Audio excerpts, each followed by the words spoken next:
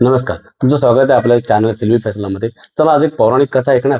तर एक असुर होता रंभा नावाचा. त्याने देवाची तपश्चर्या केली आणि त्याने असं वरदान मिळवलं की त्याला कोणीही मनुष्य किंवा देव मारू शकणार नाही.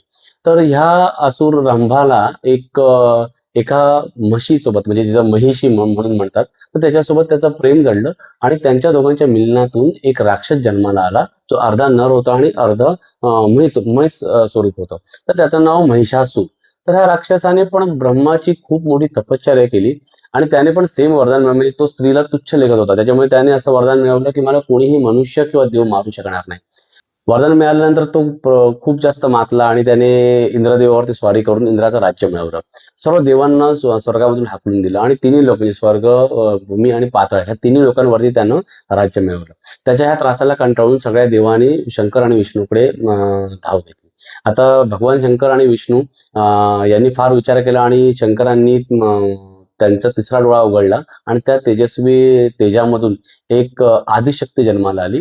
आणि आदिशक्ती जिलाच आपण दुर्गा देवी म्हणतो, की तिने महिषासुराला ललकारलं, महिषासुराला युद्धाचं आव्हान दिलं आणि महिषासुर आणि तिच्यामध्ये जवळजवळ 9 दिवसाचं तुंबळ युद्ध झालं. महिषासुर सारखे सारखे आपले रूप बदलायचा, कधी म्हैस कधी सिंह असे वेगवेगळे रूप घ्यायचा आणि देवीनं सुद्धा त्याला 9 दिवस हे युद्ध झाल्यानंतर 9व्या दिवशी त्याचा संहार केला, त्याचा वध केला आणि त्या महिषासुराला मारलं म्हणून त्याचं नाव महिषासुर मर्दिनी. आणि हेच 9 दिवस आपण नवरात्रीमध्ये साजरे करतो. तर गोष्ट का सांगितली, गोष्ट एवढ्यासाठी सांगितली की ह्याच पौराणिक कथेचा आधार घेऊन मराठीमध्ये एक पिक्चर येतोय, नाव आहे महिषासुरमर्दिनी. श्रेयस तळपदे ह्याचं प्रोडक्शन आहे. आणि सगळ्यात आधी तुम्हाला 2015 किंवा 12 ते 15च्या दरम्यान एक बाजी पिक्चर आला होता, आठवतो? नसेल आठवत तर खूप चांगलं आहे, कारण का आठवण्यासारखा तो नव्हताच. त्याच्यामध्ये श्रेयस तळपदे आणि बाजीची भूमिका केली होती. आला कधी गेला कधी कळलं नव्हतं. तर सगळ्यात आधी श्रेयस तळपदेचे आभार की त्याने ह्या पिक्चरमध्ये स्वतः ऍक्ट करायचा मोह आवरला. पण हा स्टोरी त्यांनी नरेट केलंय. आवाज खूप जास्त सूट नाही झालाय, बट इट्स ओके. तुम्ही जर पिक्चरचा प्लॉट बघाल तर पिक्चरमध्ये मेन स्त्री पात्र आहे ते प्रार्थना बेहरे साकारतायत. सोबत त्यांच्या जितेंद्र जोशी, अभिजित खांडेकर अशी काही स्टारकास्ट आहे. आणि प्रार्थना बेहरे ही सर्वसामान्य स्त्री आहे, जी अगदी जोराला सुद्धा घाबरते. तिच्या मुलीला एक राक्षस म्हणजे मनुष्यरूपी राक्षस किडनॅप करतो आणि तिथून स्टोरी चालू होते. हे त्यांनी पिक्चरमध्ये रिलेट करण्यासाठी काही दशावताराचे खेळ दाखवले, ज्याच्यामध्ये त्यांनी स्टोरी रिलेट केले की महिषासूर राक्षस आहे आणि निगेटिव्ह शेड प्ले करतोय तो आणि ती मुलगी पळवले. आणि त्याच्यासाठी प्रार्थना बेहरे, जितेंद्र जोशी आणि अभिजित खांडेकर हे दोन पोलीस इन्स्पेक्टर आहेत, त्यांची मदत घेते. आणि शेवटी एक वेळ अशी येते की त्याच्यामधलं एक असामान्य दुर्गेचं रूप जागं होतं आणि ती त्या राक्षसाचा संहार करते आणि आपल्या मुलीला वाचवते. एक तसं बघायला गेलं तर एक स्ट्रेट आणि टिपिकल स्टोरी आहे, तिला पौराणिक आधार दिला, रिलेट केलंय. जर डिरेक्शन बघितलं तर डिरेक्शन छान वाटतंय, ट्रेलरमध्ये तरी डिरेक्शन छान वाटतंय. स्क्रीन प्ले, कटिंग, एडिटिंग सगळं छान आहे.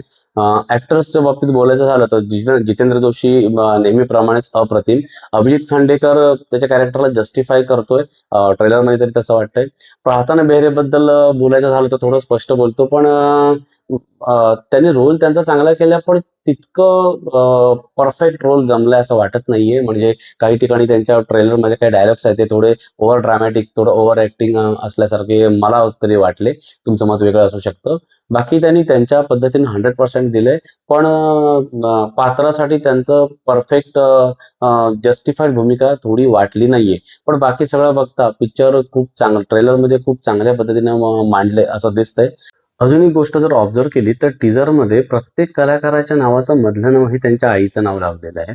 तर ही गोष्ट खरंच खूप कौतुकास्पद आहे श्रेयस तळपदे यांची, की प्रत्येक स्त्रीमध्ये एक आदिशक्ती असते किंवा प्रत्येक मातेमध्ये एक आदिशक्ती असते आणि त्याचंच प्रतीक म्हणून त्यांनी ह्या टीझरमध्ये प्रत्येक कलाकाराच्या मधलं नाव हे त्यांच्या आईचं नाव लावलेलं आहे. हे खरंच कौतुकास्पद आहे.